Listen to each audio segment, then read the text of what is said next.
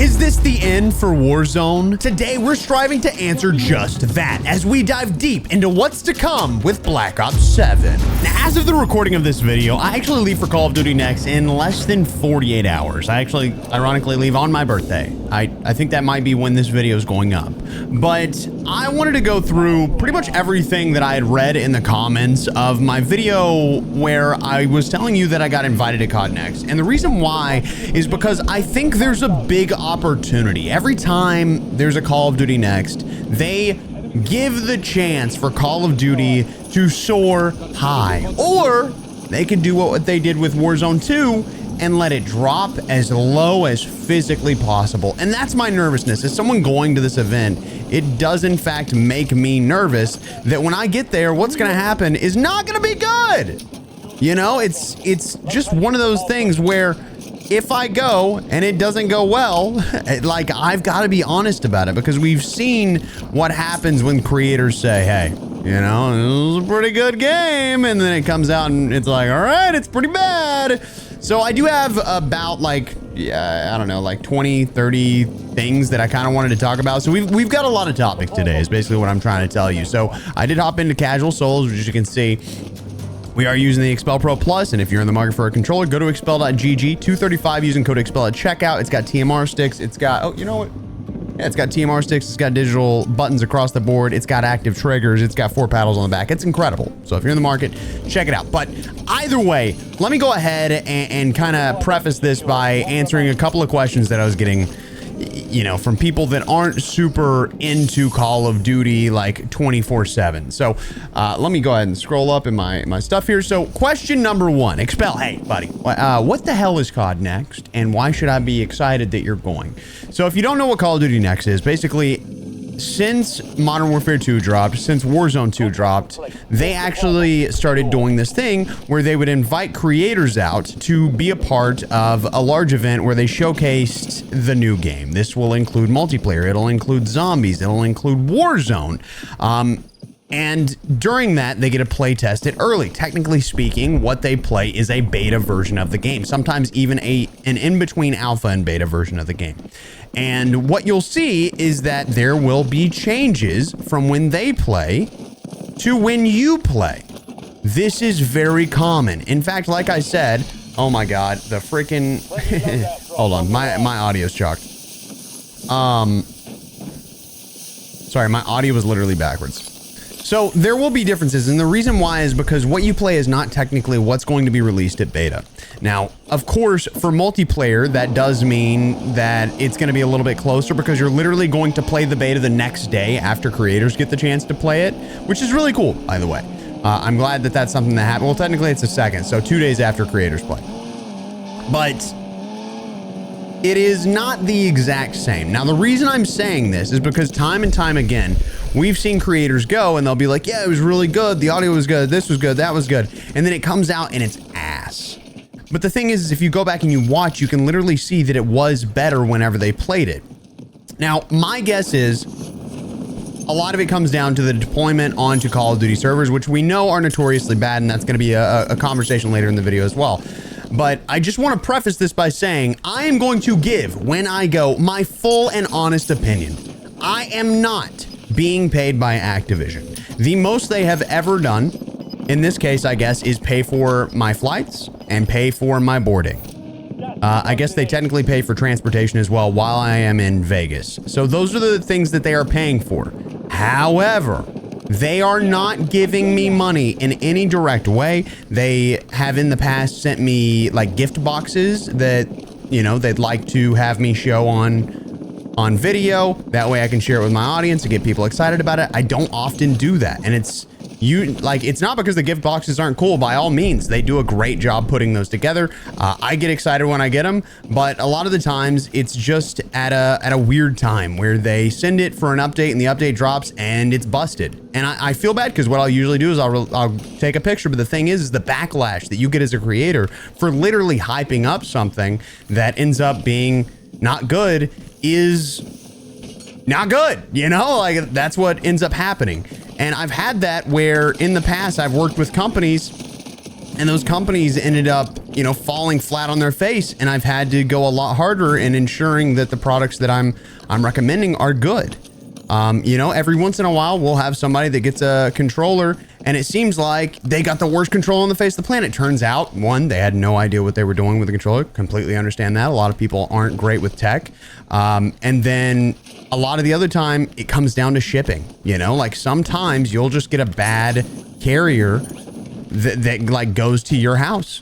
It's just one of those things. So we have to, like, I will literally test aim controllers every once in a while where I will have a controller sent to me, you know, without them knowing. I will purchase a controller so that I know how it comes to ensure that the quality is up to par. So I say that to explain that I do get packages from Call of Duty quite often. I get emails with them sending me Call of Duty points because, again, they want me to showcase these skins. Now, I do bundle videos, but if you ever watch me make bundle videos, in the videos I say, this is probably not worth your money. You should not spend your money on this. I don't spend their COD points that they send me on bundles. I have probably 10,000 COD points just sitting in an email for whenever I want to give them to someone. You know, that's kind of what I do with it, is if somebody else needs it or I want to give it away to the community at some point in time, that's what I end up doing. And I've done it in the past, I've done it in my Discord, but I don't like having them send me something and me make money off of it. I know it's goofy, it's obviously it's business, it doesn't really matter at the end of the day, but when I say that I try my best to be as honest as possible, I literally spend thousands of dollars just to buy bundles so that you guys can see whether or not it's worth your money. And they do not basically give them to me because I'm purchasing them myself every time. So that's just an important note when it comes to how I'm going to communicate what we see at COD Next. So just to set the record straight, do not expect me to suck on the teat of Activision just because they invited me. I am incredibly excited to go. I'm incredibly excited for the opportunity to record some content early. I have done so much planning. I don't know if I can show you. Hold on. Let me go to my notes real quick. Like, this is my note for things that I like have to bring. And then I have like a recording setup note. Like, I've written down hours and hours of detailed notes to ensure that I'm recording the best content for you guys. And I want to make sure that I get everything right. And I promise you, there is no one else doing this. I'm very serious. And I'm not like talking smack by any means. I'm just saying that I promise you, I'm putting the most work into this. There's going to be people that have like videographers and stuff there. I won't have that. It's just me, but either way, let's kind of get into things because I feel like we're about 7 minutes into this and I really want to dive into some of the questions that you guys had, things that I'm going to try and get answers on. So the first thing I want to do is cover what we can expect out of gameplay. I don't have any inside information. I have not played Black Ops 7. I have not played whatever new Warzone experience they're going to have. It is not that for me. So I am on the same information that you guys are on. So here's what I'd like to know, same as you. One, are we going to see new movement? One, I know that that's actually a yes. The question is whether or not it's actually going to be good. I know for a fact we now have double jumps off of walls, meaning you could hit this and then bounce off and jump to the right. Kind of gives you a little double jump, kind of like a parkour type thing. Is it going to ruin the flow of the game? Now, the issue is, as someone that plays at a high skill level, it's going to be probably pretty fun for me. I'm likely going to enjoy it, but I'm going to try and look at it through the lens of how you guys play. You know, I realize not a lot of y'all have above a 2 KD. That is not something that you should expect. I'm not saying ED, I'm saying KD. Like 1 kill to 1 death, not your kill plus assist. Right? So I know a lot of y'all probably don't have that. I do not expect you to have that, and I'm going to try and keep that in mind as to whether or not it's very difficult to learn. Now, the thing with Omni movement is that came directly down to the settings that you have in the game, and my nervousness whenever it comes to these new movements is that it's not going to be about settings. It's going to be about skill, and it's going to create a skill gap that I think a lot of people are probably going to struggle with. So that's my curiosity there. Second, are we going to see new perks? How is this going to affect Warzone? I know that recently they released some data that they're already moving perks that they have built out from like perk class 1 to perk class 2 to perk class 3, stuff like that. I know that we're already seeing stuff like that happen. So keep that in mind. We're definitely going to see some shuffling of perks, but I don't know if we're going to see new perks. Of course, after the debacle that we saw in Modern Warfare 2, what are we thinking whenever it comes to UI? Is the UI good? Is it an infinite scroll wheel to the right by a guy that put together Hulu like an absolute dip doodle? I will stand on this for the rest of my life. The worst menu system I've ever seen is what came out with Modern Warfare 2. That was an absolute joke. It made no sense, and I'm so disappointed in that. But is it going to be better? That's what we want to know. Can we see a better UI system coming out? From what I've seen from leaks, my guess is yes. It's going to be a little bit better. Now, we're not going to be seeing something like a pick 10 system or whatever whenever it comes to building a loadout. I know that they are against that now for some reason. I'm not sure the exact reason, but they said that they believe that most people struggle whenever they're trying to put together a class with only 10 things. So I know that that's not on the table. So a pick 10 class setup system is not what we're looking at now. However, the attachments that we're going to see are probably going to change a little bit. I'm guessing, and I don't have the correct answer here, but realistically, are we going to have to deal with the same 5 billion attachments? So I'm going to answer this up front, and this is just my guess. I think we're still going to have a similar attachment system as what we have now.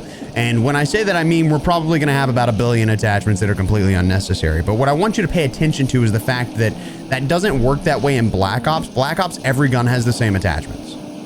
So with Black Ops 7, you're probably going to be seeing the same thing.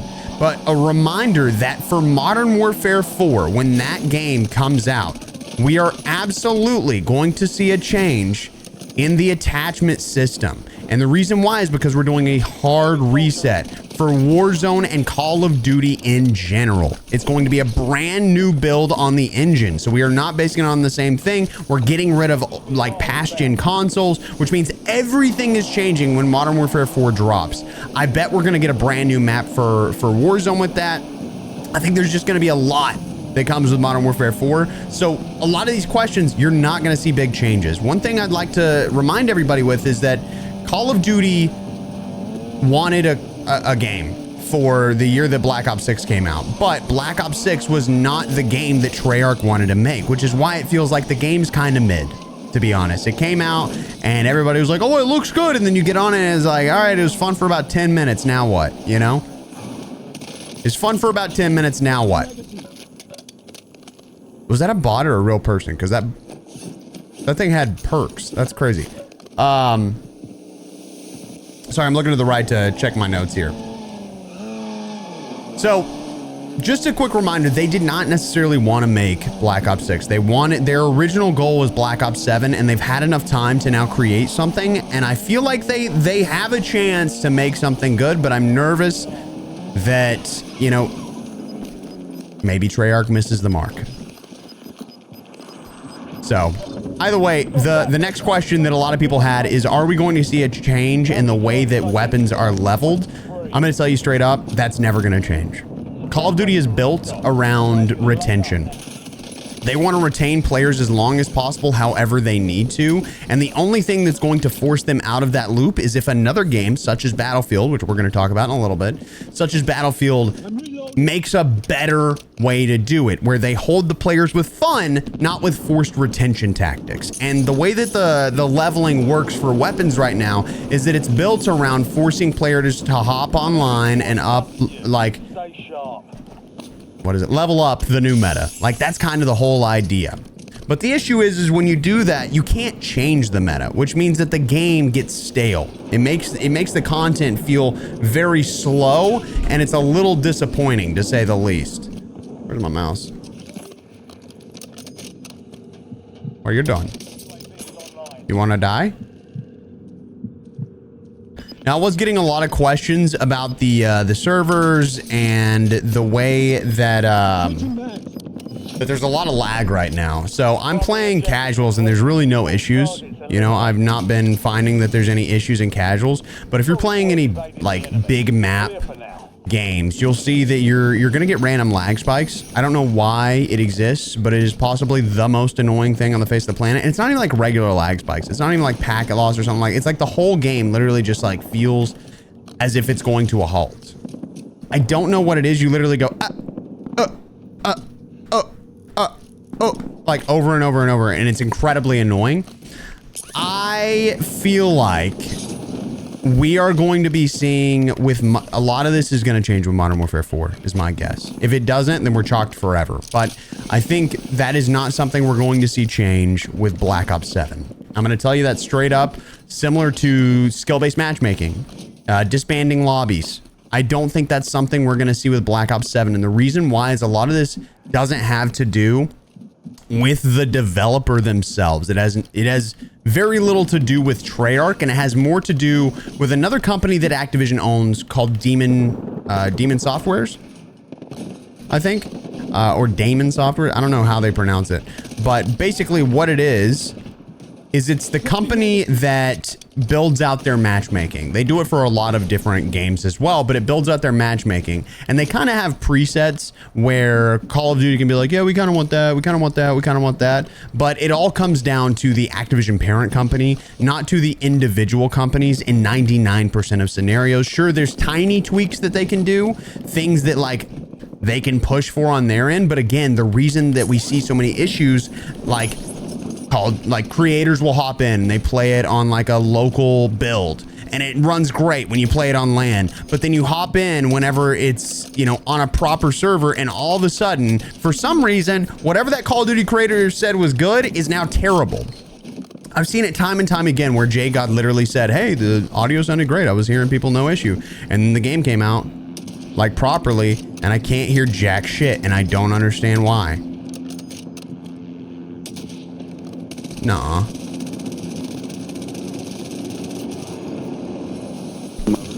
Oh, dude, that would have been sick, though. Would have been sick. So just keep that in mind. Things like that we're probably not going to see all that often. Oh, this is a real dude. Tex, you're him, brother. You're him. My God. But yeah, so that's pretty much it for the gameplay portion of things. I would say there's quite a lot to talk about outside of that. Of course, content. Now, I don't know what we can expect whenever it comes to map updates. And this, I could talk about this for a long time, okay? Because it is one of my biggest pet peeves.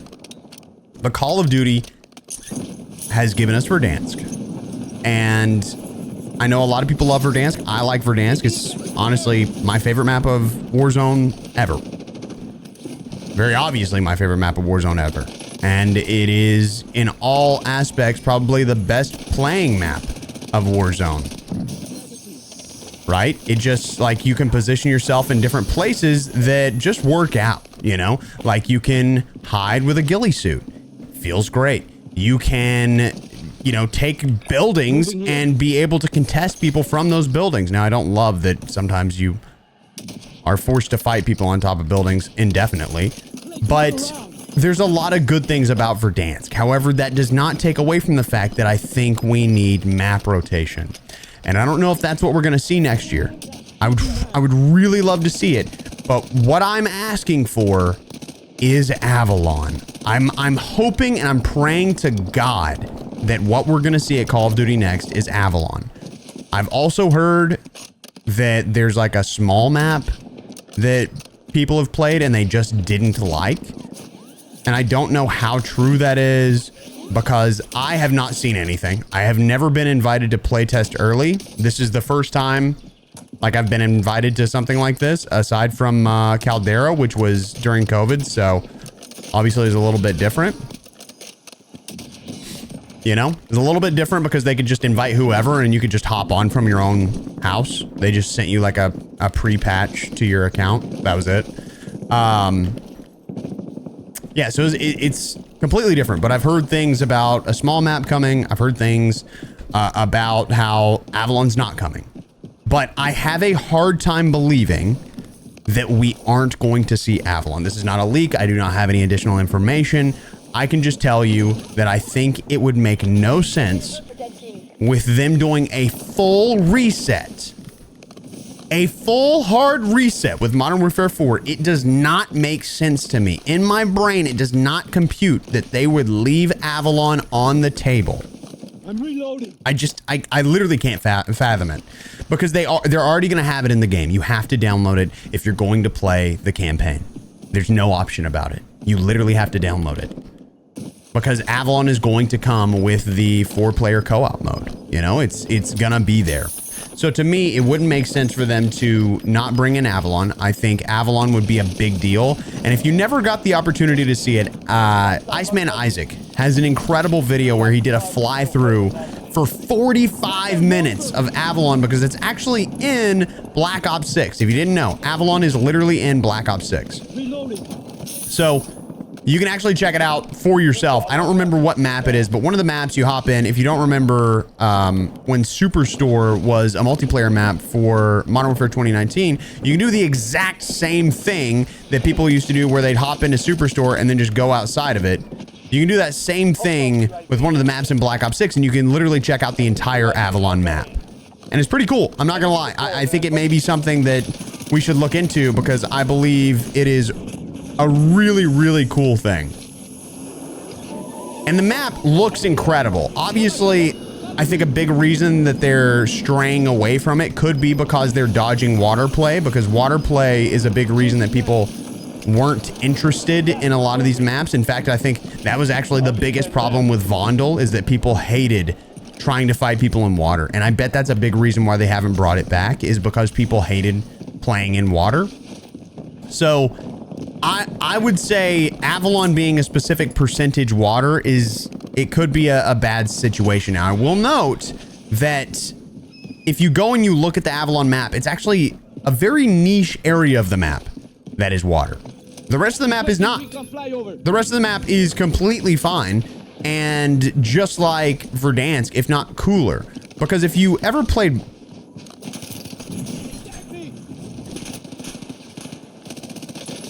If you ever play Blackout, then you know that the way that they built that out, and we're about to hop into game number 2 because I've got a lot more to talk about. If you ever play Blackout, you would know that they built the map with a bunch of other maps from Call of Duty. And every time they do that, it brings in this personality, and that's what Avalon had. Now let's hop into another game and we'll continue this conversation. Okay, I don't know how crazy I'm being, but I think we're gonna dive in and try to get specialist and casuals. Who knows?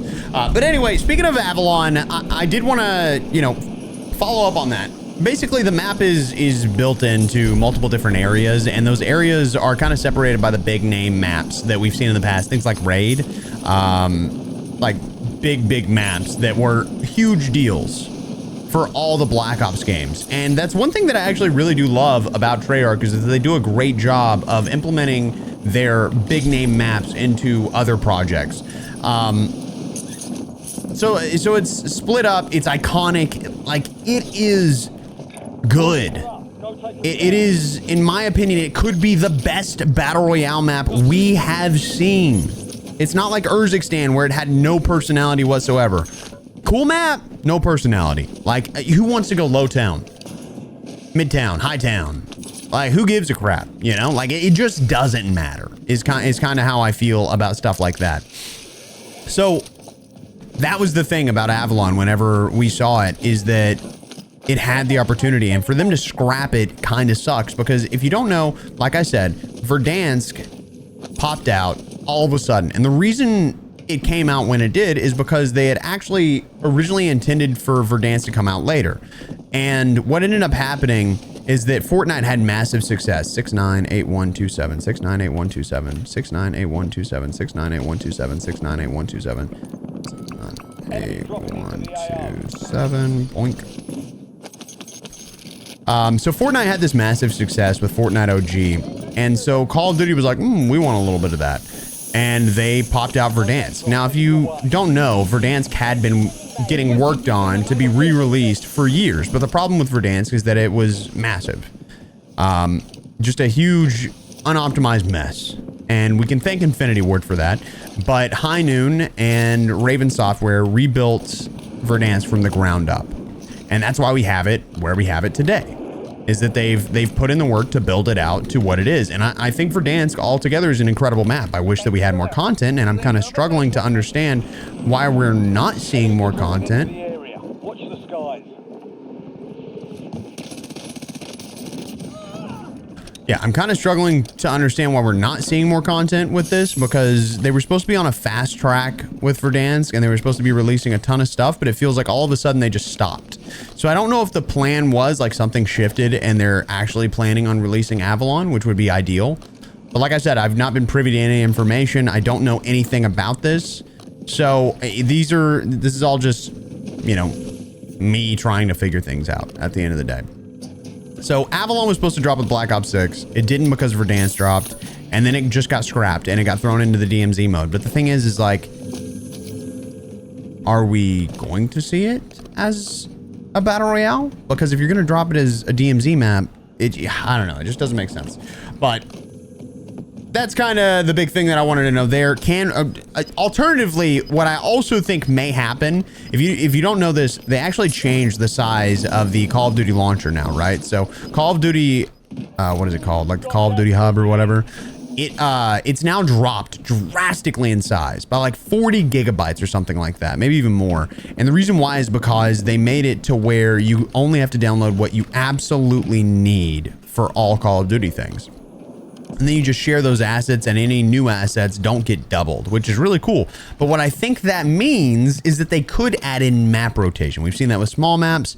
We've seen that with Vondel. I just don't see why we couldn't do the same thing with a big map. I know that it has to do with like PlayStation 4 and Xbox One, but like, who gives a crap at this point? Like, I'm not trying to be hateful to those of you that have Xbox One and PlayStation 4, but like, guys, come on now. We've had 5 years. If we save $10 a month, or I think even less now, I think it's like $8 a month. If we saved $8 a month, we could have a PS5. You know what I'm saying?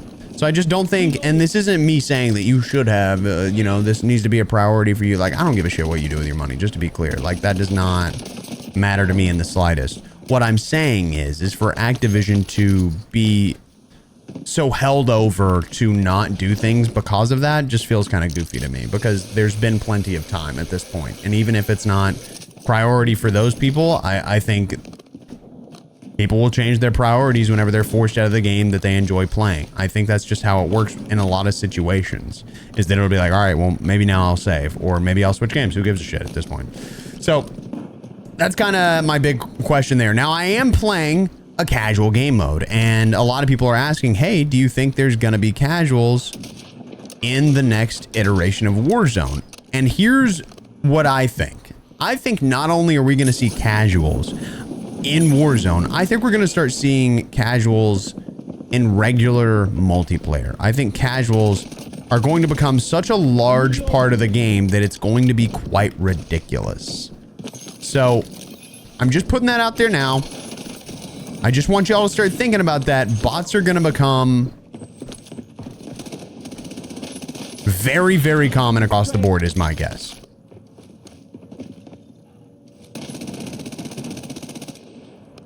I think we're going to be seeing that a lot. And the reason why is because I think, you know, again, it's one of those things, and this is not me talking shit. The idea behind bots is that you don't have to sweat. And if they're never going to change the matchmaking system, then why not give people the option to opt out of it? And that's the idea for them, is that they can monetize in every capacity without having to change anything for the sweaty players. Because the sweaty players are really not going to play casuals. The only reason I'm playing casuals is because I'm having a random conversation, you know? Outside of stuff like this, outside of commentary videos, you're not going to see me do this. But it's kind of just here for background gameplay, because otherwise I'd hop in and I play a game and then I just yap to y'all. But here, at least I get to do something with my hands and have the conversation. Outside of that, again, I would not be doing this. That's just, it's not my thing. I don't really enjoy casuals, but for just like something to do while I'm talking, I think it helps to keep my brain flowing. Another thing is DMZ coming back? Yes, Yes, DMZ is coming back. They're going to have a DMZ type mode at the end of the campaign. You do have to complete the campaign to start it. It is not the same as DMZ, but it is DMZ-like. I do think we're going to see a full DMZ return with Modern Warfare 4, but until then, that is not a part of the plan. Like I said, we are going to see a DMZ-like mode, which is kind of what I was trying to mention earlier with Avalon, at the end of the campaign. So be prepared for that. Finish up the campaign. I think they're trying to give a reason for people to play the campaign, along with cross progression within the campaign, which I think is pretty cool. So if you're a DMZ lover, I think you may enjoy this. It's not zombies. They have a whole zombies mode separately, so that could be cool. And finally, within the content portion, people wanted to know, what are the microtransactions going to look like? Now, we won't know this until after COD Next, but I did want to kind of throw some random information out there based on my guesses. I think for the first couple of months, we're going to see microtransactions change a little bit. I think they've seen the way that people are sick and tired of these cartoon skins, the collaborations that make them millions upon millions of dollars. They probably are ending up like breaking even with those because they lose so many people buying things because of it. So if you saw recently, I'm not trying to get political in any capacity, but if you saw recently with like Hulu and Disney and like with Disney and ABC and Jimmy Kimmel, for example, Jimmy Kimmel got taken off air. Now, I don't give a shit what your opinion is on this. I'm going to work you through like how the business side of things works. Okay. So Jimmy Kimmel goes off air. What ends up happening is then Disney goes, okay, well, we're going to raise the price and we're going to make back our money by giving, you know, that price raise to our customers. So now it's $33. And then when the people come back after they then hire Jimmy Kimmel back, then everybody's paying $33 again. So everybody that left is a bunch of fucking idiots, because at the end of the day, when you get what you want, they're still going to charge you more. Just to be clear, none of it makes any sense. This is why like boycotting things in 2025 makes zero sense. And it's so sad because big company is always smarter than you. It is like the saddest thing on the planet. And this isn't to say, you know, whether or not you did or didn't, it just doesn't make sense because you are going to end up paying more at the end of the day. And that's likely what we're going to see with Activision, because Activision's going to give it in the short term to, you know, whatever they're feeling. And then they're going to find a way to bring back the monetization in the ways that they want to make that additional money. So I'm not saying it's the exact same, but it's a pretty decent analogy to let you know, like, at the end of the day, I doubt that we're going to see cartoon skins disappear, but I think in the short term, and you know, what usually ends up happening is that they push the envelope, they figure out how far they can go, they cut it back a little bit. They push the envelope, they see how far they can go, they cut it back a little bit. They push the and it's just rinse and repeat until the new norm has been formed.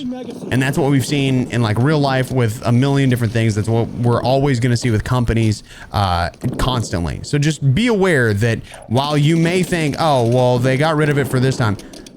Yeah, just give it some time. At the end of the day, we just, and this isn't me like talking smack about Activision in any capacity. This is just me explaining how business works. How these companies will work is that they push the envelope to figure out what they can get away with. And then after they do that, then they start pushing the envelope again after waiting just a second. Like that's all it comes down to. That's literally always going to be what it is. So just expect that. Yeah, so that was pretty much the last thing in the content part of the conversation. So now let's talk about cheating. Woo! Cheating. Everybody is so tired of this.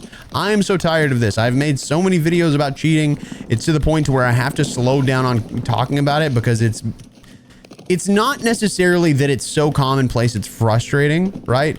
Like, obviously, I expect it at this point. Sadly, it shouldn't be, but it is a part of playing video games in 2025. Every video game has cheaters. The issue is how commonplace they are. At the end of the day, somebody's going to break their way through and fight the dev team. And the dev team's going to lose. You know, the dev team is going to lose in a lot of scenarios because cheaters are good at what they do. And it's kind of, well, not the cheaters, but the people that build the cheats are good at what they do. They figure out their way around it. So what are the plans that they're taking to prevent cheating? From my understanding, a lot of that comes down to TPM. which is basically something that requires your system to be built or to be able to be secured more with an anti-cheat, to where it's like you cannot affect your system memory while you're playing. Now, obviously, this is just me trying to explain it in a normal sense. If you're interested and you know a lot about it, you're more than welcome to drop a comment explaining properly how it works. But basically, it makes it where cheaters can't actively cheat while they're playing. Here's the deal, though. I have been told from numerous hackers that I've ran into in the game that it's already bypassed. I do not know if this is true. I cannot confirm said information, but I have ran into people that I have ran into numerous times that have told me that it's already been bypassed and it doesn't matter that Call of Duty has added TPM. So I'm curious as to whether or not that's very true. However, my understanding of that is that it's only specific cheat companies, specific ones that have been able to bypass that. It is not every cheat developer like we've seen in the past where everybody's like, all right, we're back up, let's go. It's not like that. I think it's only specific cheat developers that have been able to bypass it. And I think they're keeping the information for themselves so that they can maximize the number of subscriptions that they can get to their cheat stuff, which at the end of the day kind of helps us as players and actually kind of hurts the cheating or the cheaters, because a lot of people are not going to want to go to specific ones, and it makes it, honestly, I would guess, a little bit less safe for them, because a lot of these cheaters need like safe spaces. You know, I'm not trying to, I mean, obviously kind of being an asshole, but they do need safe spaces. And if you're doing something wrong, you want to feel like you're safe in that. So they will often try to find one that they like and that they trust, and they'll stick with it. I mean, just like anything else, but I'm guessing that that'll actually be a little bit better for us, but it doesn't mean that cheating is going to be gone. We're still going to be seeing cheating. I've also been told that DMAs will still bypass it. However, I want to be very clear. This has become such a large topic, and I'm not saying it's not possible, but I need you to understand how stupid it is that people say that every creator has a DMA. I'm not saying it's not something that can happen, but I'm saying the people that would have it, it's got to be so outrageously few and far between that it shouldn't even be a topic of conversation. I'm not trying to hide it by any means, but I'm just so tired of that being like the point. Like, oh, that guy's got a DMA. Do you know how it fucking works? Do you have any idea how it works? No? Shut up. Because it's so exhausting to have that conversation. At the end of the day, the people you need to be worried about are the people that are using like these hacks that you can get off of website. You download it, you plug it in, that's it. And end of the story. That's the stuff that we need to block the most, because the harder it is to cheat, the less likely you are to see cheaters. That is how it works. Stop worrying about the people that are using the $600 cards and stuff. Like, every cheater I've ran into has the shittiest system I've ever seen in my life. Like, anytime I talk to them, they're like, yeah, I've got a Ryzen 2700 with a GTX 1070. And I'm like, oh, so that's why you cheat. Okay, get a PS5, big dog. Just, like, you'll be better off there. So, that's just my honest opinion. Look, of course, I wish that there were no cheaters. I wish there was no tools like Cronus's. I hate that shit. I hate the fact that DMAs exist now. Like, it is all incredibly dumb. I've had this conversation. I have a great video talking about my honest opinion about the people that cheat in video games, where I ran into a player that was cheating, and he was my random duo, and I had a conversation with the guy. He was a fucking loser at the end of the day. Like, that is my genuine opinion. If you cheat, you're a loser. Like, that's just what's true, you know? So, I don't believe in it. I think it's disgusting. I think you're stealing time away from people. But I also think it makes more sense to go for the things that are going to make the biggest difference at the end of the day. Next up, I did want to cover the topic of shadowbans. I recently saw that Cold Havoc had a conversation about shadow bans on X, kind of a big deal, because he is saying that he is going to boycott microtransactions, which, again, one of those things that I've seen it for years. It is not something that is going to make a difference. I just want to be very clear. Saying stuff like that does not make any sense. They'll just find other ways around it. They'll up their sales in some sort of way. So if you think that's going to make a difference, it's not. There's got to be a better way. We have to figure out a better way. I know that it, like, no one's figured it out, but we're going to get there one day. Shadow bans, at the end of the day, are probably not going anywhere. However, from what I can tell, they have improved.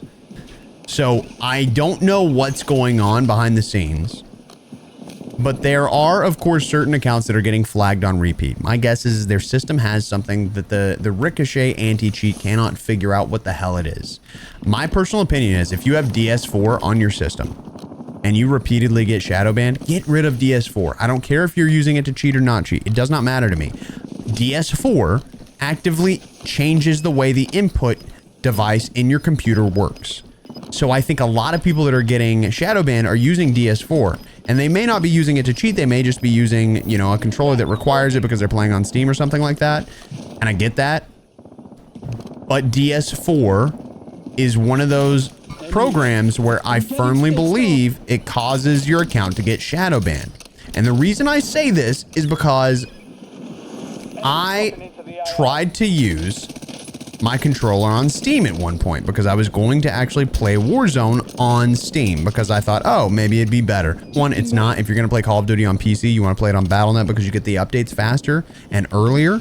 That is really the big thing. You get more frames as well. If you're playing on Battle.net, it is not as optimized for Steam as it is for, holy shit. It's not as optimized for Steam as it is for Battle.net. So always, always, always play Call of Duty on Battle.net if you have the opportunity. So I was planning on doing it until I figured that out, but I also figured out the PS5 controllers don't properly work on Steam with Call of Duty. It only works properly on Battle.net.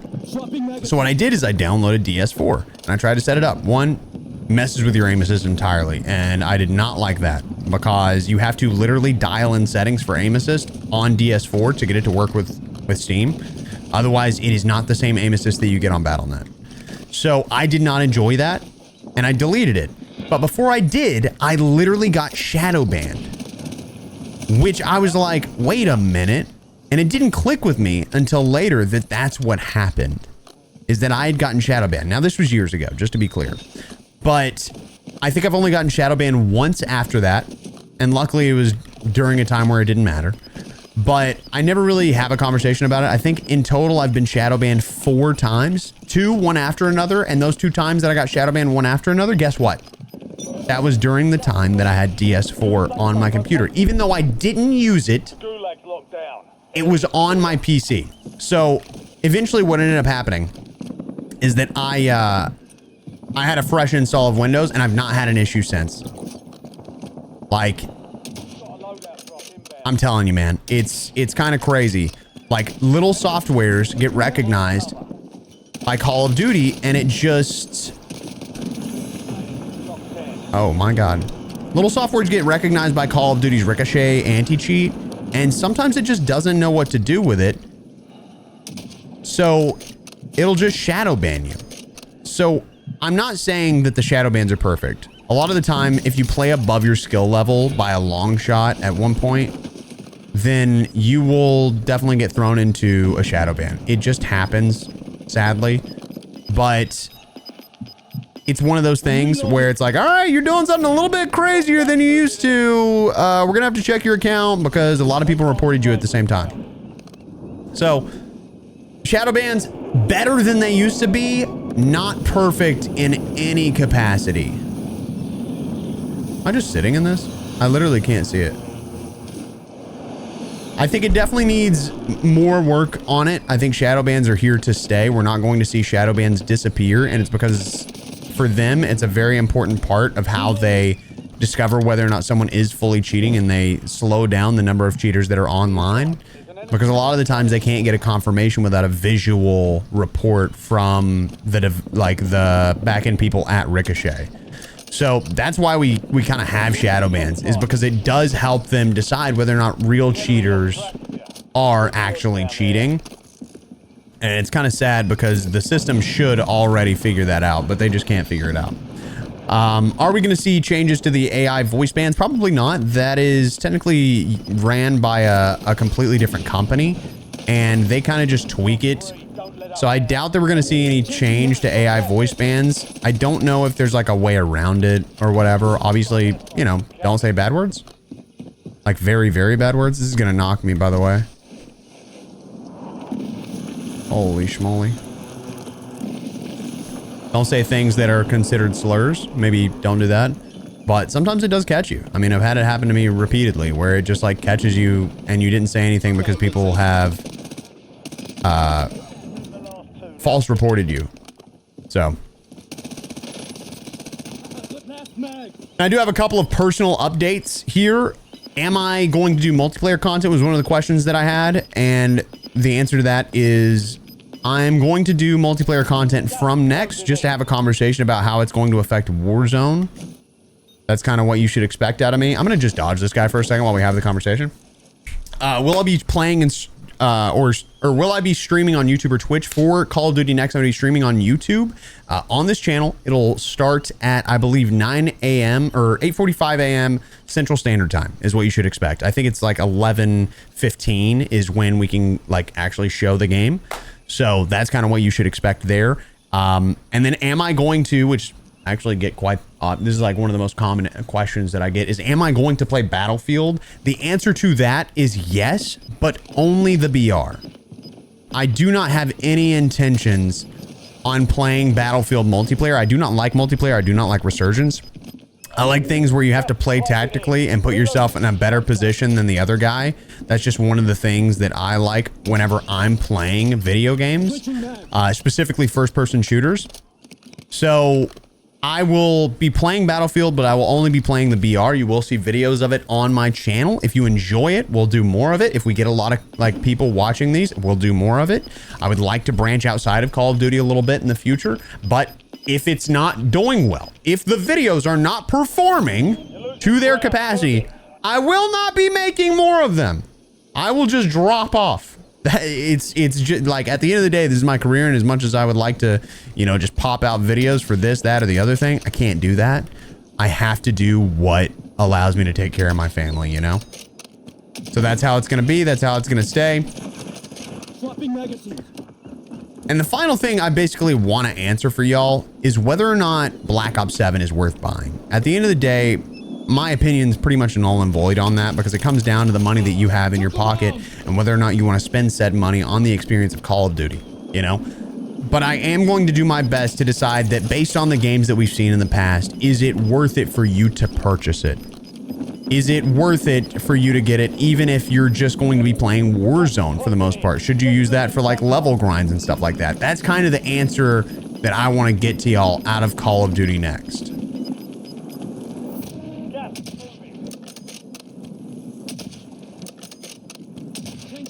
I would really love to hit this guy with a snipe, dude.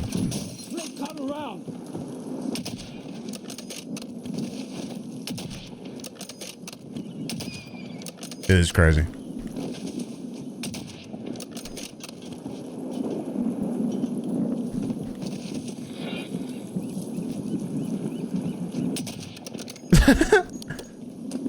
It's so interesting that he's not going for it though, right?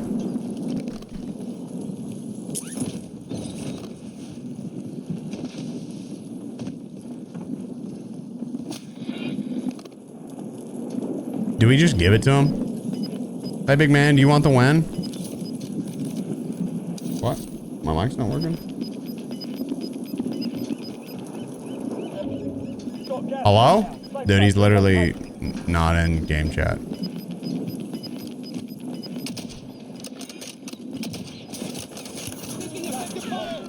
I almost guarantee this guy can't hit it.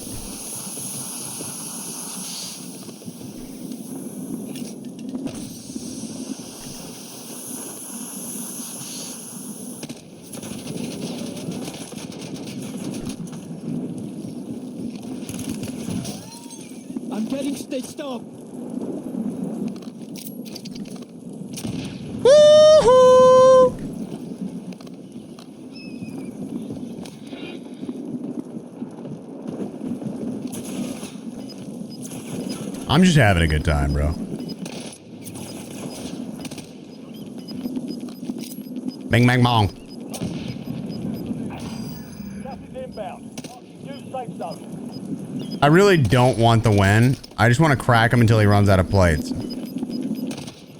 Oh, he's out of plates. Finish your mission. Take them down.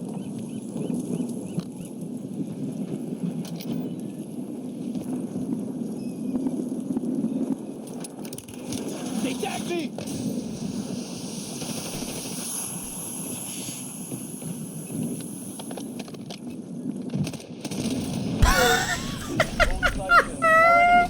Protected at this time.